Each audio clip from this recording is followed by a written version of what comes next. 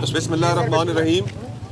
मैं आज यहाँ अपने दोस्तों और रफ़्का के हमरा इस्लामाबाद के जो दो हलके हैं NA47 और NA48, इन दोनों से अपने कागजात नामज़दगी जमा कराने आया हूँ।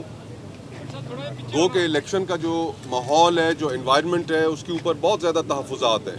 सियासी जमातों को भी तहफ़्फ़ुज़ात हैं, लाडले मैदान में उतार दिए गए हैं और मैंने अपने कागजात नामज़दगी बतौर आज़ाद उम्मीदवार जमा कराने का फ़ैसला किया है।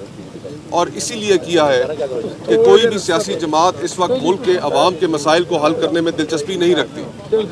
तमाम सियासी जमातों की जो प्रायोरिटीज़ हैं इस वक्त, जो तरजीहात हैं, वो तरजीहात किसी भी सूरत में इक़्तिदार हासिल करना है। मुल्क के अंदर इस वक्त लोग किस हाल से गुजर रहे हैं, महंगाई की चक्की में पिस रहे हैं, मुल्क में घुटन का माहौल है, लेकिन सियासी जमातों में एक रेस लगी हुई है कि कौन सबसे पहले लाडला बनता है।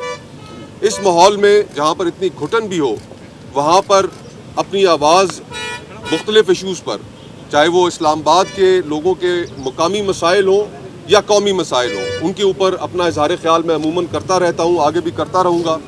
और हम उम्मीद करते हैं कि आने वाला जो इलेक्शन है वो फ्री एंड फेयर हो सके।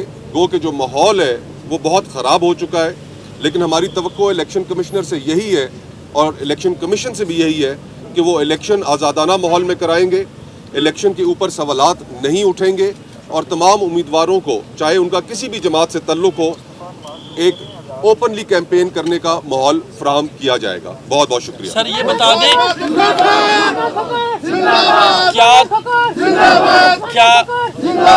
क्या तहरीक इंसाफ के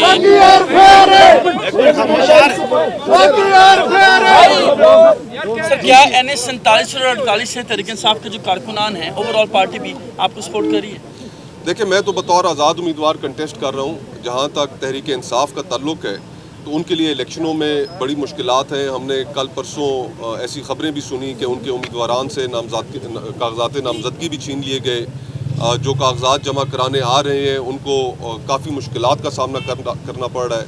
जो उनके प्रपोजर्स हैं, सेकेंडर्स हैं, तजवीज़ कुनंदगान हैं, उनको भी हरासमेंट का सामना करना पड़ रहा है। तो ये एक इलेक्शंस के ऊपर एक फ्री एंड फेयर माहौल तो नहीं है। ये इसके अंदर इलेक्शन कमीशन को इन चीज़ों का नोटिस लेना चाहिए और तमाम फ्रीकैन को, चाहे उनका किसी भी जमात से ताल्लुक़ हो, उन सब को एक लेवल प्लेइंग फील्ड फ्राहम करनी चाहिए। लेवल प्लेइंग फील्ड से मुराद ये नहीं है कि लेवल प्लेइंग फील्ड में आप लाडले बनने के लिए लेवल प्लेइंग फील्ड का मुतालबा करें।